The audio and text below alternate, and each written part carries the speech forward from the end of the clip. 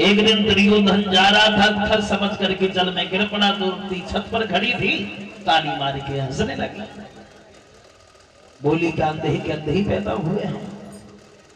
दुर्योधन जल गया।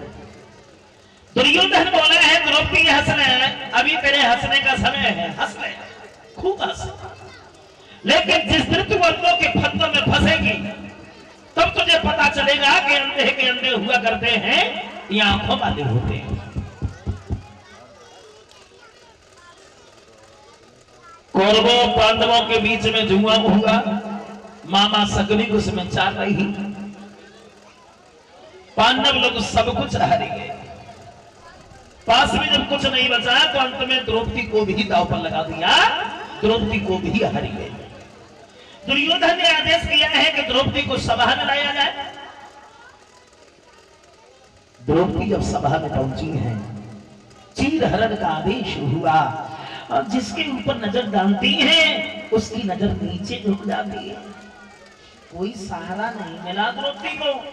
और जब कोई सहारा नहीं मिला, भगवान कन्हैया की याद करके द्रौपदी रोने लगी। बोली घनश्याम अब तुम्हारे बगैर लाज बचाने वाला हमारा यहाँ कोई नहीं है। द्रौपदी भगवान कन्हैया से अनुरोध और विनती करती हुई बोली घनश्याम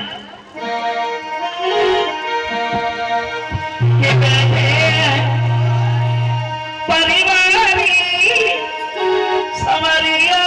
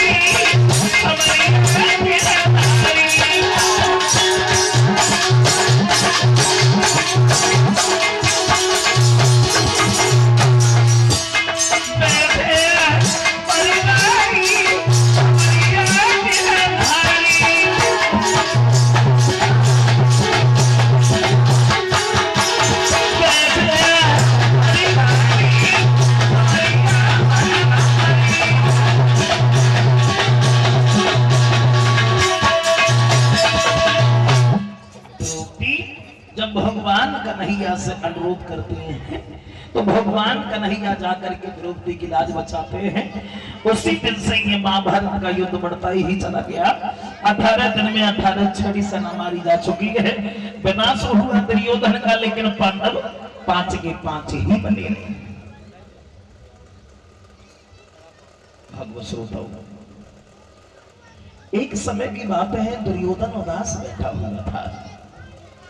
अश्वत्थामा पास में पहुंच गया, बोला महाराज आप उदास क्यों बैठे हो? दुर्योधन बोला है अश्वत्थामा हमारी सारी सेना मारी जा चुकी है और पांडव 5 के 5 ही हैं। हमारी समझ में नहीं आता है हम क्या करें, लेकिन तुम एक काम करो, हमें पांडवों के सिर ला करके दो। अश्वत्थामा बोला महाराज अगर ऐसी बात है तो कोई बात नहीं है, हम तुम्हें पांडवों के सिर ला करके देंगे। रात के अंधकार में चल दिया, लेकिन भगवान कन्हैया समझ गए। भगवान कन्हैया ने एक चाल चल दी। जब पांडव लेटे हुए थे ना, वह पांडवों को बच्चों को लेटा दिए, और जब बच्चा लेटे हुए थे वह पांडवों को लेटा दिए। रात के अंधकार में अश्वत्थामा नहीं समझ पाया, और जब नहीं समझ पाया तो धोखे से बच्चों के सिर काट करके दुर्योधन के पास में पहुंच गया। दुर्योधन बोला है नीच, इन बच्चों का तो कोई दोष नहीं था, हमने तो पांडवों के सिर मंगाए थे। लेकिन डेरों में जब सवेरा हुआ, चली है द्रौपदी हाथ में पूजा की थाल लेकर के अपने पतियों के दर्शन करने के लिए, और जब डेरे में पहुंची है तो वहां की दसई को चला गया। दसई को चला गए हो डेरों में। जब द्रौपदी पहुंची है वहां,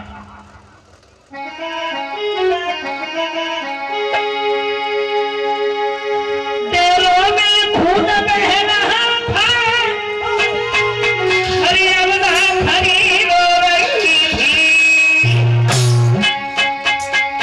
द्रौपदी बाल में घर खड़ी रो रही थी।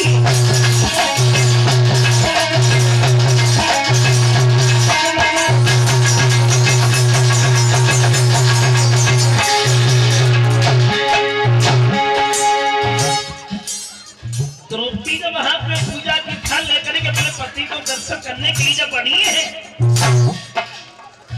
तो वहां की दसई को चला है डेरों में। दशा वो है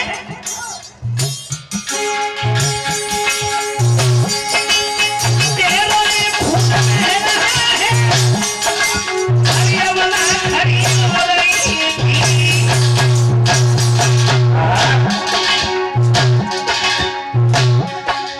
द्रौपदी बाल बिछलाए पहनालो, परवरी रो रही थी।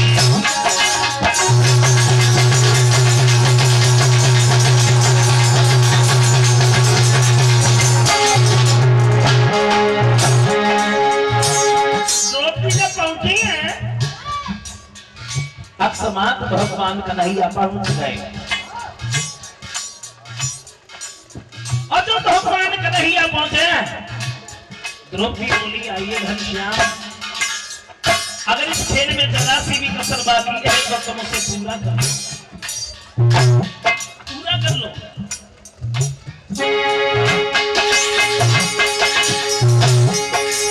मोहन के आगे ही बोली, मोहन के आगे ही बोली, स्वर के बाती है।